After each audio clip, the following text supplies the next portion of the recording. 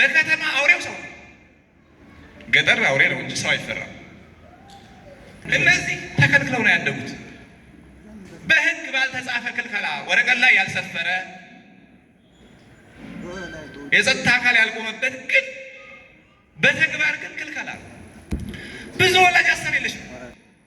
አንዳንዱ በቃ ልጁን እዚህ ማክረቡን እንደ ትልቅ ጽድቅ የሚቆጥር ሰው አለ። እንዴ እኮ ግዴታችን ነው እንደ ትልቅ ጽድቅ። በቃ ይሄ ገዳም እንደማምናኔ እሱ የመነና ያህል የሚመስለው ወላጅ አለ። በጣም ትንሹ ነው። ቀስተ ደመና ይሰማቸዋል። ይሄ ለማን ነው? ለተሰጣቸው።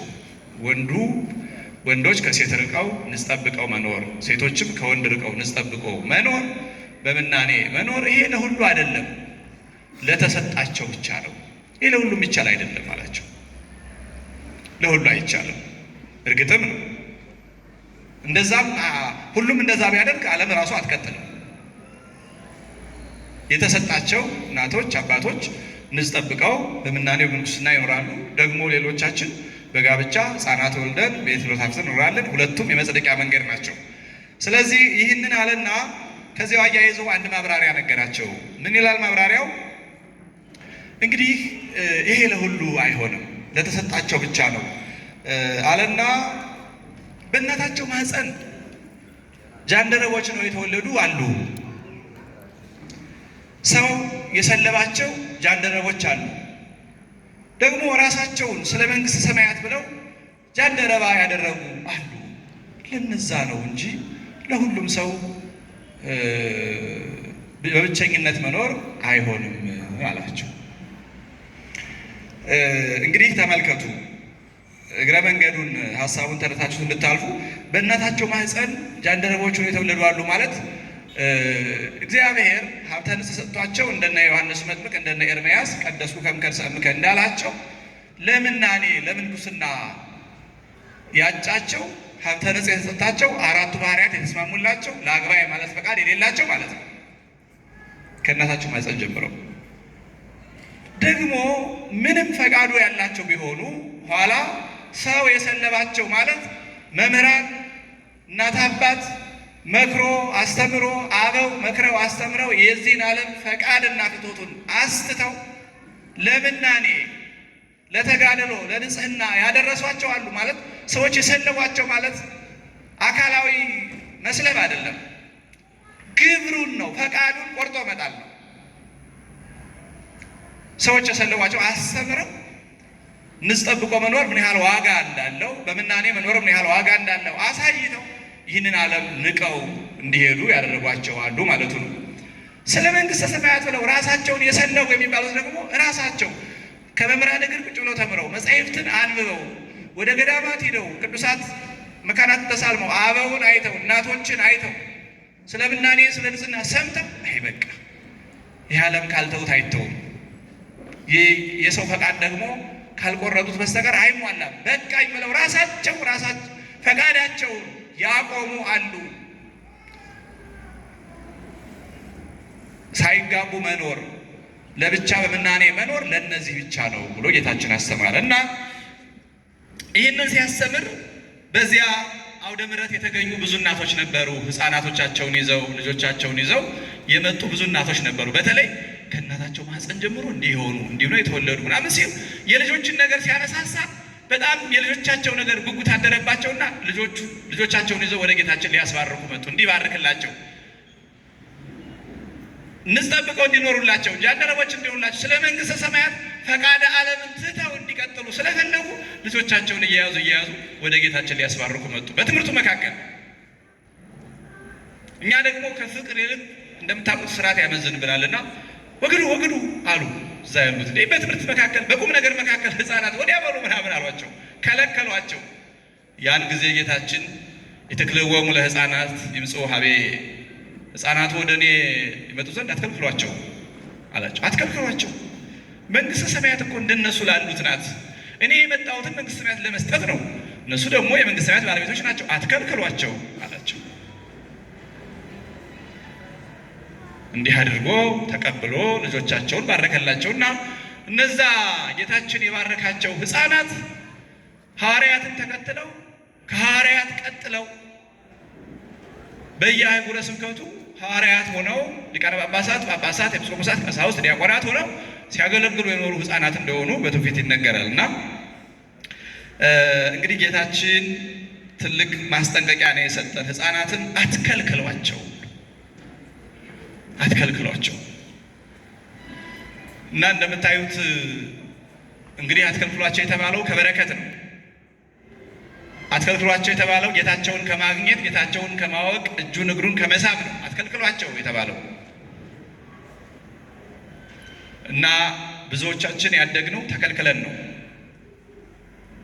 ከብዙ ነገር ተከልክለን ነው ያደግነው። አሁንም በኢትዮጵያ ውስጥ በሚሊዮን የሚቆጠር ልጅ አለ የተከለከለ፣ ወንጌል እንዳይማር የተከለከለ፣ ነገር ሃይማኖትን ጥንቅቅ አድርጎ እንዳያውቅ የተከለከለ፣ ክርስቲያናዊ ስነ ምግባሩን በአግባቡ ማወቅ መቻል ሲገባው የተከለከለ በሚሊዮን የሚቆጠር ልጅ አለ ኢትዮጵያ ውስጥ የኦርቶዶክስ ልጅ።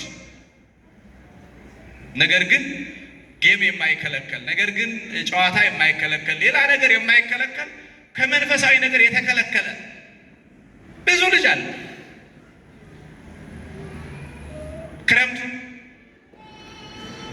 እንግዲህ አሁን ማህበረ ቅዱሳን አዲስ አበባ መካከል አምናም ዘንድሮ ጥቂት ልጆችን ይዞ ከርሟል። እናንተም ልጆቻችሁን ምናልባት አንዳንዶቻችሁ አምናም ዘንድሮም አስተምራችሁ ይሆናል። አንዳንዶቻችሁ ደግሞ በደረሳችሁ መረጃ መሰረት ዘንድሮ።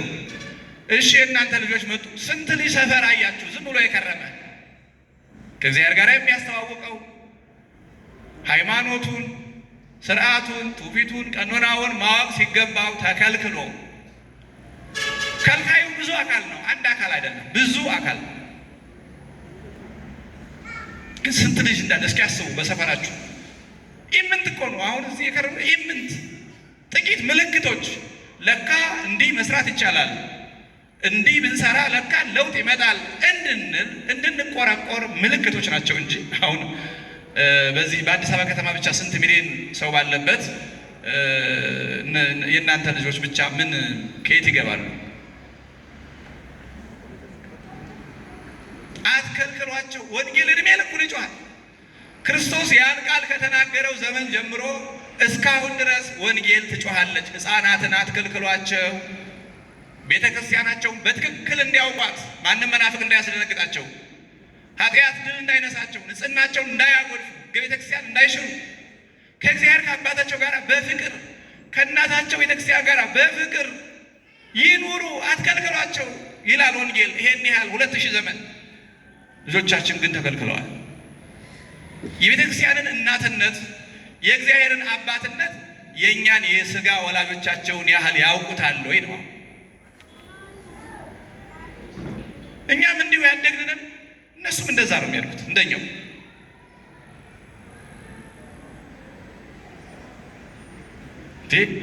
በዚህ ሰዓት እኮ የእኛ ሰው የሚጠይቀው ታውቃለህ? እድሜ ልክ እኮ አሳ በጾም ፍልሰታ ሲገባ አሳ ይበላል አይበላም እኮ ነው ጥያቄው። አብይ ጾም ሲመጣ እንደዚህ ይሆናል። የሆነች ስርዓት ዶሮ የሚታረደው ስንት ሰዓት ነው እኮ ነው ጥያቄው። ይሄ ተከልክሎ ያደገ ህዝብ ነዋ። ሃይማኖት እንዳያውቅ እየተማረ ቢመጣ ኑሮ ግን ከወንጌሉ ከመልእክታቱ ከኦሪቱ ከዳዊቱ ከሃይማኖት አበው እያንዳንዱ ሴቱም ወንዱ ምእመን ቅዱስ ጳውሎስ ያለው ምን ማለቱ ነው? ቅዱስ ዮሐንስ አፈወርቅ እንዲህ ይላል ምን ማለት ነው? ቅዱስ ቄርሎስ እንዲህ ይላል ምን ማለት ነው ነበር ወደኛ ሊመጣ የሚገባው ጥያቄ። እድሜ ልክ አሳ ይበላል አይበላም? ምን ይደረግ? እግዚአብሔር አባቱን ቤተክርስቲያን እናቱን በቅጡ ከማወቅ ርቆ የመጣ ህዝብ ሊጠይቅ የሚችለው ይህንን ነው። እና ቤተክርስቲያን እንኳን ቤተክርስቲያን ይህንን በአግባቡ ባለማድረጋችን ሀገራችን ኢትዮጵያ እጅግ ተጎድታለች። እጅግ ቀላል ዘር የሚከፋፍለን፣ ጎሳ የሚከፋፍለን፣ ወንዝ የሚከፋፍለን፣ ቋንቋ የሚከፋፍለን የሆነው እኮ አንድ የጋራ አባት ሁላችንስ አንድ አባት ያለን አይደለም? ምን እሱም እግዚአብሔር ነው የሚለውን ሳይማር ያደገ ልጅ እኮ ነው። ከወንዝ ወዲህ የሌላ ሰው፣ ከወንዝ ወዲህ የሌላ ሰው፣ ይሄኛው ቋንቋ ሌላ ያኛው ቋንቋ ሌላ የሚለው እኮ አንድ የጋራ አባት እግዚአብሔር፣ አንዲት የጋራ እናት ቤተክርስቲያን እንዳለችው ማን አስተማረው? እኛ መፍረድ ነው። ወጣቱ ተበላሸ፣ ትውልዱ ሞተ፣ እንዲሆነ ምንም እኮ ኮንትሪቢዩት ሳናደርግ እኮ ነው። እኛ እኮ ማለት ካልዘራንበት ለማጨድ የምናስብ ሰዎች ነን። ምን አድርገንለታል ለዚህ ትውልድ? በየጎዳናው ስናይ አይጉድ እንላለን። ግን ምንም እኮ ያውቁም ልጆቹ ተከልክለው ነው ያደጉት። በሕግ ባልተጻፈ ክልከላ ወረቀት ላይ ያልሰፈረ የጸጥታ አካል ያልቆመበት ግን በተግባር ግን ክልከላ። ይሄ የሚመለከተው ወላጅን ይመለከታል፣ እኛን ካህናቱን ይመለከታል፣ መዋቅራችን ቤተ ክህነቱን ይመለከታል። ሁላችንም ተባብረን ነው የከለከልናቸው ልጆቹ። ስለዚህ ከለከልናቸው። እግዚአብሔርን የማያውቁ ቤተክርስቲያንን የማያውቁ ልጆች ተፈጠሩ። ጭራሽ አሁን ኢትዮጵያንም ሀገራቸውን ምን ሁሉ ነገራቸውን የማያውቁ ልጆች መጥተዋል። ይህ የእኛ ከልክለን የማሳደጋችን እኛም ተከልክለን የማደጋችን ውጤት ነው። ትልልቁም ሰው እኮ እንዲሆኑ ትዳሩ ተበላሽቶ እንላለን። እንዲህ በስርዓት ሳናሳድግ ሁሉም ነገር የተበላሸው ከታች ጀምረን ሕፃናትን እያስተማርን ባለመምጣታችን ነው። አሁንም አልጀመርንም። ኢትዮጵያ በጣም ብዙ ኦርቶዶክስ ያለባት ሀገር ናት። አሃት አብያተ ክርስቲያናት ከሚባሉት የኢትዮጵያን ግማሽ ቁጥር ያለው የለም። እነ ግብፅ፣ እነ ሶሪያ፣ እነ አርመን፣ እነ ህንድ ብትሉ የኢትዮጵያን ኦርቶዶክስ ግማሽ ያለው የለም። ይህን ቤተክርስቲያን 2.5 ሚሊዮን ነው ያላቸው ማላንካራውያን በጣም ብርቶች ናቸው። ግን የግብፅ ቤተክርስቲያን 10 ሚሊዮን ህዝብ ነው ያላት። እነ ሶሪያና እነ አርመን ደግሞ በጣም ጭራሽ ሆኖ አነስተኞች ናቸው። ግን ይህን ሁሉ ቁጥር ይዘን ብዛታችን ብቻ ይጠቅም ይመስል ኦርቶዶክሳዊነት ምን እንደሆነ የእግዚአብሔርን ፍቅር ሳናቀምሳቸው መጽሐፉ ጣዕሙ ወታዕምሩ ከመ እግዚአብሔር እግዚአብሔር በጎ እንደሆነ እግዚአብሔር መልካም እንደሆነ አባትነቱ ልዩ እንደሆነ ቅመሱ እናወቁ ይላል። ግን ልጆቹ ማን ያቅምሳቸው? ተከልክለው። በጣም እኮ ነው የሚገርመው። ስለዚህ ፍቅረ እግዚአብሔር የሌለው ሰው ፍቅረ ቢስ ከየትም አያመጣም። እግዚአብሔርን የማይወድ ሰው ሰው ሊወድ አይችልም። ጎረቤቱን አይወድም። እግዚአብሔርን የወደደ ሰው ትልቂቱ ሕግ ይላል እኮ ወንጌል ጌታችን የተናገረው ዋናይቱ ሕግ እግዚአብሔርን ውደድ፣ ቀጥሎ ደግሞ ሰውን ውደድ ነው። እግዚአብሔርን ሳይወድ ሰው እንዴት ይወዳል?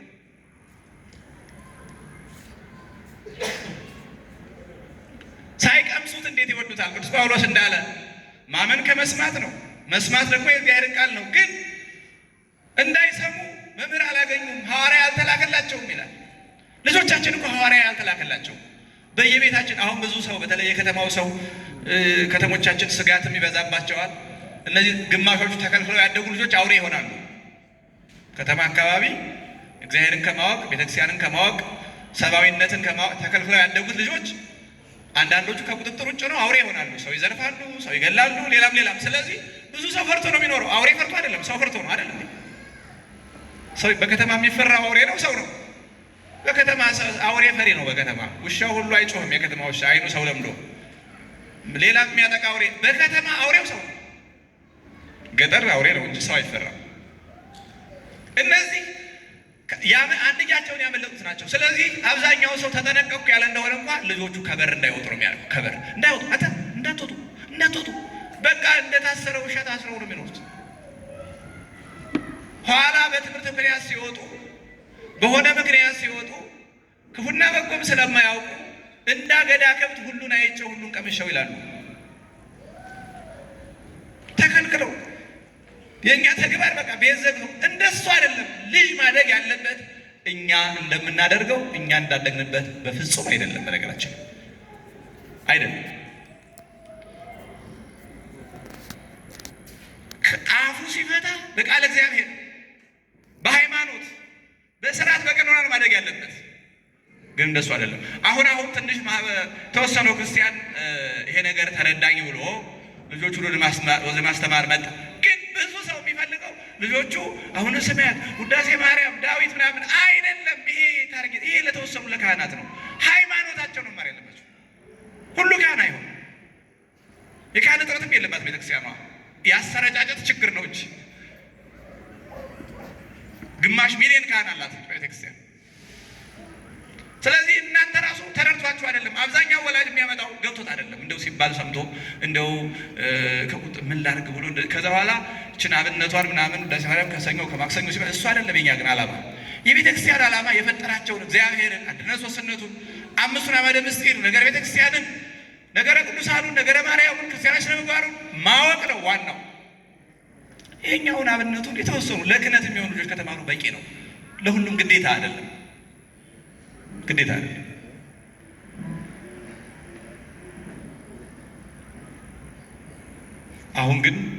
አሁን ክረምት ብዙም ሰው ወደዚህ ሲልክ ምናልባት ታርጌቱ ልጆችን የሚለካው በዛች በተማሯት ውዳሴ ማርያም ቁጥር አይደለም። መለካት ያለባቸው ስነ ምግባራቸውን ተስተካክሎ አልተስተካከለም፣ ከነገረ ሃይማኖት ጉዳይ ላይ ምን አውቀዋል፣ እሱን እንዳያጠፉት ማንበብ ያለባቸውን እንዲያነቡ። ደግሞ ከዚህ በኋላ ያለው የእናንተ የቤት ስራ ያልኳቸው ልጆቹ እዚህ የለመዷትን ትንሽ ጥፍጣፊ ጸሎት፣ ጾም መጾም፣ ምስጢራትን መሳተፍ፣ ንባብ ማንበብ እነዚህን በፍጹም እንዳይቀንሱ እናንተ አርአያ መሆን። አሁን ወላጅ ማለት አድርግ አታድርግ አይደለም። ይሄማ የጸጥታ ካልሆነ ማለት ነው። አድርግ አታድርግ ሳይሆን እያደረጋችሁ ማሳየት። ጸሎት እናንተ ማሳዩአቸው። የክርስቲያን ቤት ካልተጸለይበት ምኑ ነው የክርስቲያን ቤት ይባላል? ትንሽ ጸሎት እሺ። ብዙ ቤት ላይ ውዳሴ ማርያም ምንም ይደረሳል ማታ ማታ ብዙ ቤት ላይ እንደው እሺ ያ የሌላችሁ ቢያንስ በጋራ እንኳን ማታ ልተኙ ስትሉ ተመስገን በሰላም ያዋልከን በሰላም አባታችሁ ነው። በጋራ እንኳን ማሳየት አንድ ነገር ነው። ጸሎት ዋጋ እንዳለው በመንገድ ብቻ ልጆች በነገራችን ላይ ስናደርገው ካዩ ነው እንጂ ለጉዳዩ ዋጋ የሚሰጡት አርግ በማለት እኛም አደርገውን አድርጉ ብሏቸው አይደለም። እኛም አንተው ተው ብሏቸው አይተው። ይሄ ልጆች ጠባይ ነው። ስናደርገው አይተው ነው የሚከታተሉት። ስለዚህ ከዚህ በኋላ አብዛኛው ወላጅ አስቸጋሪ ነው። ባሉት ተሞክሮዎች ወደ የቤቱ ስንገባ ሌላ አይነት ኑሮ ያለው ማህበረሰብ አለ። ከክርስትና እጅግ የራቀ ይሄ ተከልክሎ ያደገው ማለት ነው።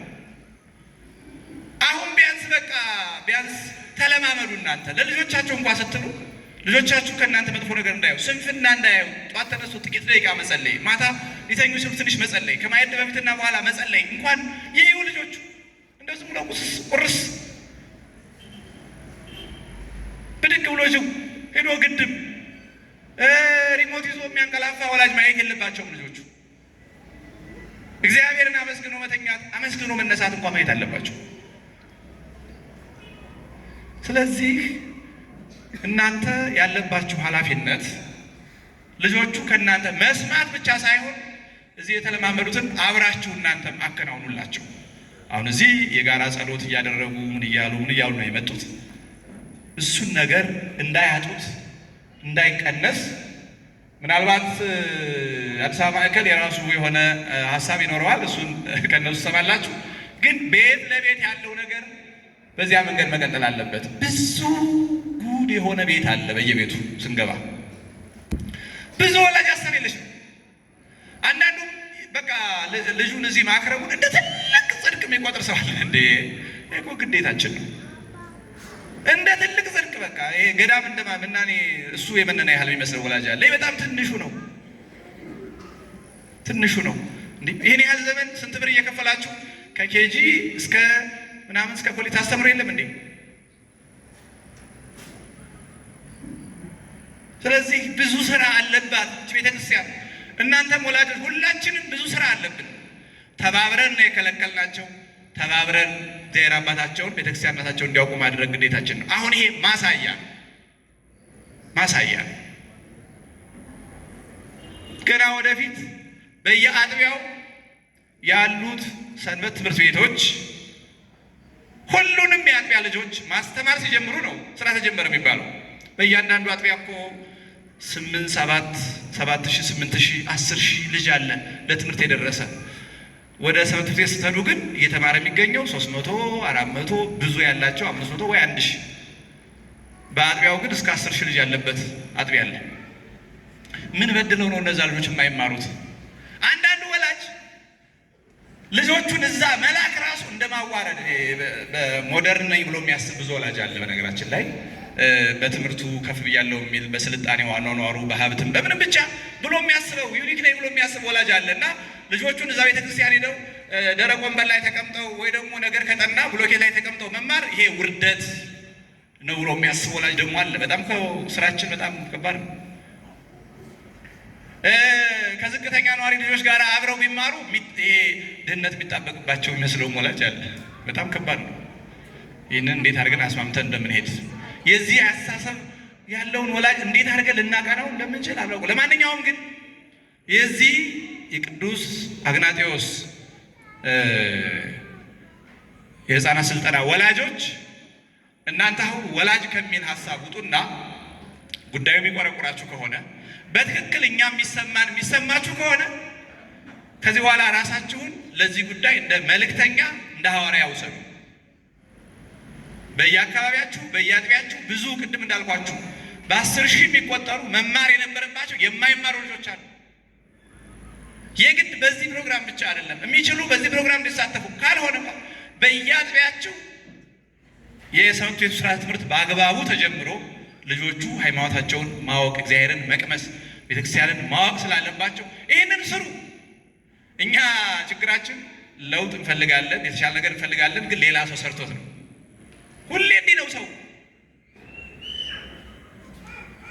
ሌላ ሰው ሰርቶት እንዲለወጥ እንጂ ሰርቶ ትንሽ አስተዋጽኦ አድርጎ ደግሞ ከሰው ጋር ተጨቃጭቆ ምን ብሎ ትንሽ ማድረግ አይፈልግም። እንደዛ ነው።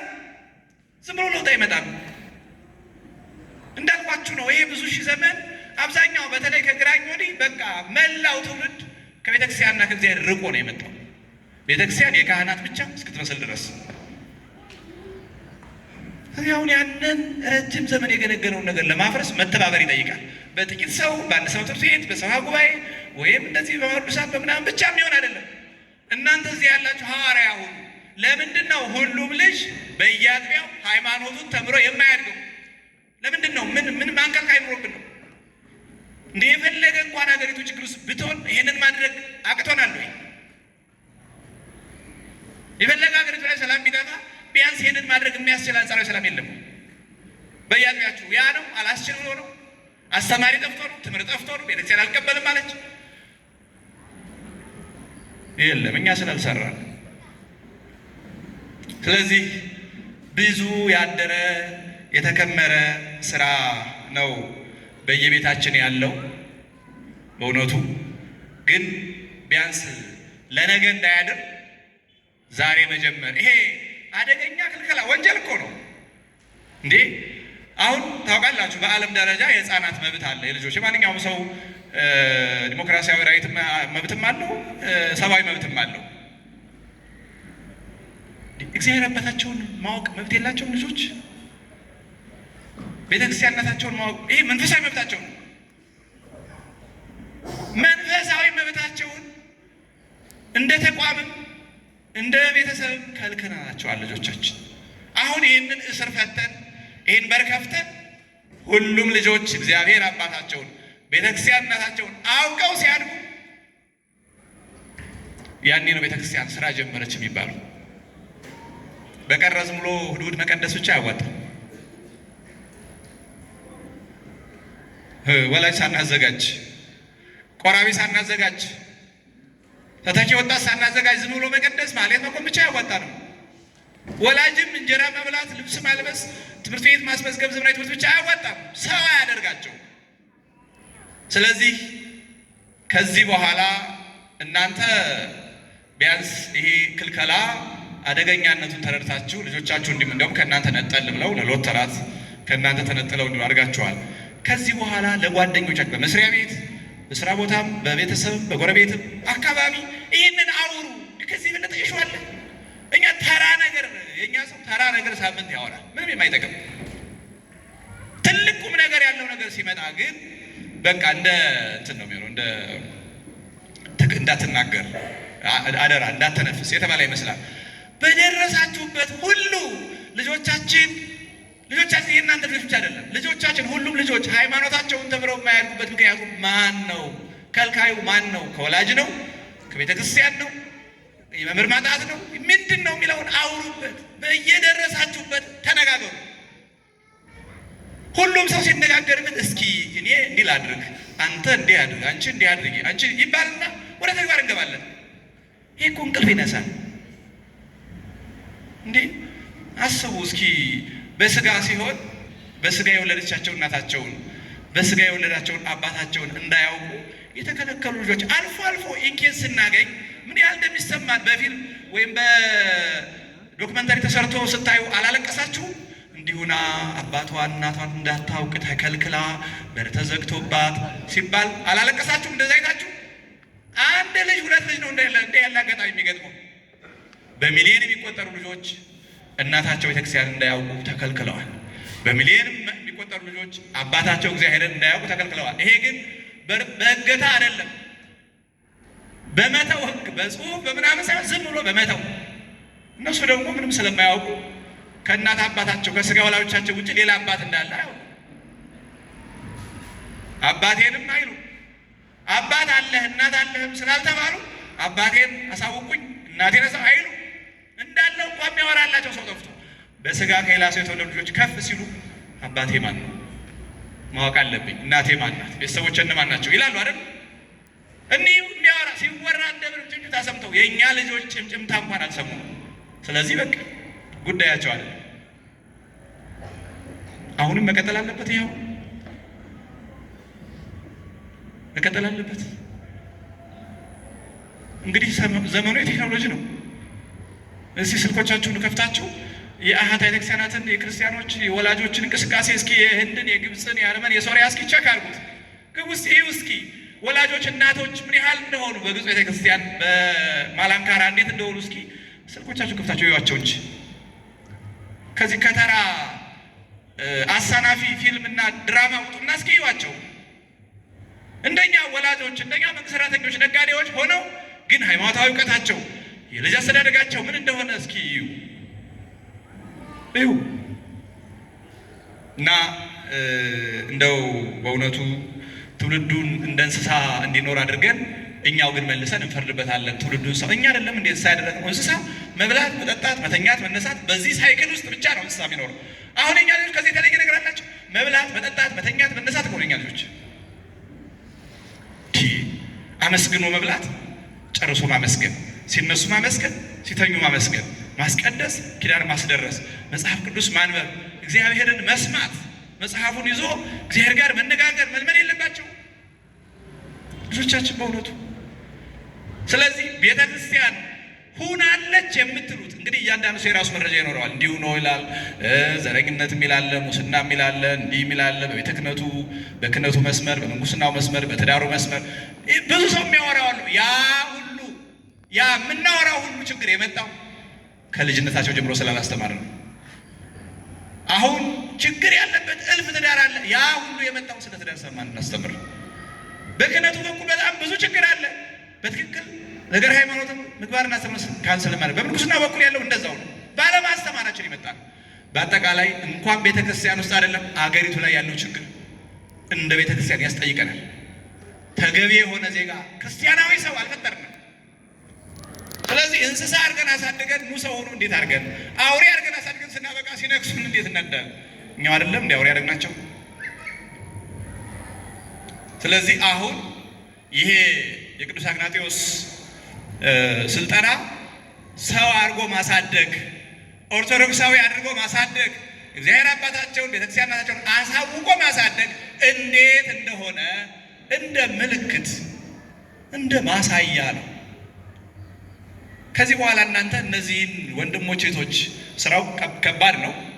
ልዩ ልዩ ጠባይ ያላቸው በየቤታቸው አንዳንድ ወላጅ እኮ ለማረፍም የሚልክ አለ። ለማረፍ አልዘልቀውም ይሄን ክረምቱን አያከርሙኝም ብሎ ሃይማኖታቸውን እንዲያውቁ ሳይሆን ለመገላገል የሚልክም አለ። ስለዚህ ያንን ጠባያቸውን ሰብስበው ተሸክመው የከረሙ እህት ወንድሞች አሉ። ከእነሱ ጋር ተቀላቀሉና ይቺ ብዙ ሚሊዮን ተከታይ ያላት ምንላት ቤተክርስቲያን ልጆቿን የምታስተምርበትን መንገድ ምከሩ፣ የራሳችሁን አስተዋጽኦ አድርጉ እንጂ በአመት 100 ላይ 200 ልጅ ያስተምረን የትም አንደርሱም። እነዚህ ግን ጥሩ እርሾ ይሆናሉ። እነዚህን በዚሁ ማስቀጠል ነው። እያበረቱ እያጠነከሩ እያሳደጉ ግን ሌሎች ጌታችን እንዳለው ወቤ ካልአትኒ አባግል ለኢኮናም ዝንተ አጸድ፣ ከዚህ በረት የሌሉ ሌሎች ብዙ በጎች አሉኝ አለ። ማን ያምጣቸው? ጌታችን እንዲህ ያለው ያላመኑትን ነበር። አሁን ግን ያመነውም ልጅ ከዚህ በረት አይደለም። ሰው ንስሐ ካልገባ ስጋ ወደሙ ካልተቀበለ እግዚአብሔር ቤተክርስቲያንን ካላወቀ እዚህ በረት እኮ አይደለም። እዚህ በረት አይደለም፣ ከበረቱ በስተውጭ ነው። ከበረቱ ውጭ አለ ብዙ ልጅ አለ። ስለዚህ ወደ በረቱ በመምጣት ብዙ እረኛ ስለሚፈልግ ሁላችሁም ራሳችሁን እንደረኛ አድርጉ። ጌታችን ወደ እኔ ይመጡ ዘንድ እኔን አባታቸውን ቤተክርስቲያን እናታቸውን ያውቁ ዘንድ ቅዱሳን መላእክት፣ ጻድቃን፣ ሰማዕታት ቤተሰቦቻቸውን ያውቁ ዘንድ አትከልክሏቸው አለ። መንፈሳዊ መብት ነው ያስተማረው። ይሄ መብት ነው። ይህንን መንፈሳዊ መብታቸውን እስከዛሬ ጥሰንባቸዋል። አሁን እየተጣሰባቸው ያሉ በሚሊዮን የሚቆጠሩ ልጆች አሉ በኢትዮጵያ ብቻ። ስለዚህ ይህንን የመብት ጥሰት አስቁመን ይሄ በመንግስት በምናምን አይደለም የሚቆመው። እኛው ራሳችን ስለሆነ የጨቆናቸው እኛው ነን የምንፈታው ጉዳዩ። ይህንን መፍትሄ የሰጠን ዛሬ ብንጀምር፣ በነገራችን ላይ ሰፋ አድርገን ብንጀምረው ከዛሬ 10-20 ዓመት በኋላ ትልቅ ለውጥ እናያለን ባይናችን። እነዚህ ልጆች ነገ መምህራን ይሆናሉ። ከዛሬ 10 ዓመት በኋላ እኮ ዛሬ የጀመሩ ልጆች ቁጥራቸው ይብዛችን መምህራን ይሆናሉ። ሲሰራጩ ብዙ እልፍ ልጅ ያስተምራሉ። ስለዚህ ይህንን ራዕይ ሰንቆ መስራት ያስፈልጋል። ጉዳታችን ጥቂት ወይም አንድ ወገን ብቻ መስሎ እንዳይታያችሁ፣ በጣም በብዙ መንገድ ጉዳታችን ታግለንም ለውጥ ብናመጣ ለውጡና ጥቅሙ አንድ ወገን ብቻ በጣም ሰፊ ነው። ስለዚህ ያሰባሰበን አምላካችን ስሙ የተመሰገነ ይሁን። ይህንን አርአያ አድርገን ዛሬ እዚህ የተገኘን ሁላችንም የዚህ ጉዳይ መልእክተኞች ነን። ቤተክርስቲያን ለሆነችው አገር ለሆነችው ሁሉ አስተምሮ አለማሳደግ ስለሆነ በተለይ ደግሞ መጨረሻው መንግስተ ሰማያት መውረስ አለባቸው ልጆቻችን። በዚህ ምድር ተሳካላቸው አልተሳካላቸው ልጆቻችን መንግስተ ሰማያትን መውረስ አለባቸው። ጨካኝ ወላጅ ማለት ልጁን ከመንግስተ ሰማያት በአፋ የሚያደርግ ነው። በዚህ ምድር ላይ ምናልባት የሚያስርብም የሚያስጠማም ይኖር ይሆናል። ይሄ ቀላል ነው። የመጨረሻው ጨካኝ ወላጅ ግን ልጄ መንግስተ ሰማያት እንዲገባ ብሎ የማያስብ ነው። ምድራዊ ርስት ብናወርሰው እኛ በሞት በማግስቱ ይሞታሉ። ቤት ብናወርሳቸው እኛ ሞት በማግስቱ የነሱ ሬሳ ያወጣበታል። ያለ ነገር ነው። ያው ቀጣይ ነው። የአንድ ቀን የሁለት ቀን እድሜ ነው እንጂ የፈለገ ብንሰጣቸው ትተውት ይሞታሉ ስንሞት። ያን የማያልፈውን ርስታቸውን ግን ሳናሳውቃቸውና ስማቸው በዚያ በሰማይ ሳይመዘገብ ትተናቸው ከሞት ይሄ የበደል ነው። አበውኒ ታስተቅጡ ለደከሙ ቅዱስ ጳውሎስ ወላጆች ልጆቻቸውን አታሳዝኗቸው፣ ከመንግስተ ሰማያት ወጥተው እንዲቀሩ አድርጋችሁ እግዚአብሔርን ሳያውቁ ቤተክርስቲያንን ሳያውቁ የእግዚአብሔር ልጆች ሳይሆኑ ቀርተው ገሃነም ወርደው እድሜ ልካቸውን እንዲያዝኑ እንዲያለቅሱ አታድርጓቸው። እድሜ ልካቸውን በእግረ አጋንንት ተጠቅጥቀው በመንጸፈ ደይን ወድቀው እንዲኖሩ አታድርጓቸው ባካችሁ ይላል ቅዱስ ጳውሎስ በልመና መልክ በእውነቱ። ስለዚህ አሁን የዚህ ተግባር የመጨረሻው ውጤት የመንግስተ ሰማያትን ዜጎች ማብዛት ነው። የቤተክርስቲያን ዓላማ ዋና ዓላማው ነው። የመንግስተ ሰማያትን ዜጎች ማብዛት፣ ቁጥራቸው ማብዛት ነው መንግስቱን የሚወርሱትን እንጂ በዚህ ምድር ላይ የኦርቶዶክስ ቁጥር የእንትን ቁጥር እንደሚባለው የአባል ብዛት አይደለም። እኛ ጉዳይ መንግስቱን የሚወርሱ ሰዎችን ቁጥር ማለት በሰማይ ፍጹም ረፍትን የሚያገኙ ልጆች እንዲሆኑ ዛሬ ስራ ስለሚፈልግ ለሱ ነውና እንግዲህ ሁላችንም የምንችለውን አድርገን ተጋግዘን ሃይማኖታቸውን የሚያውቁ እግዚአብሔርን የሚፈሩ በንጽህና የሚኖሩ ልጆችን አብዝተንና አስፍተን በዚህ ምድር ቤተክርስቲያናቸውን እግዚአብሔርን በሚገባ አገልግለው በሰማይ ደግሞ በወዲያኛው ዓለም የማያልፈውን ርስት የሚወርሱ ልጆች እንዲሆኑልን የእግዚአብሔር አምላካችን ቸርነት የነ ቅዱስ አግናጤዎስ አማላጅነት ከሁላችን ጋር ይሁን። ይቆየን።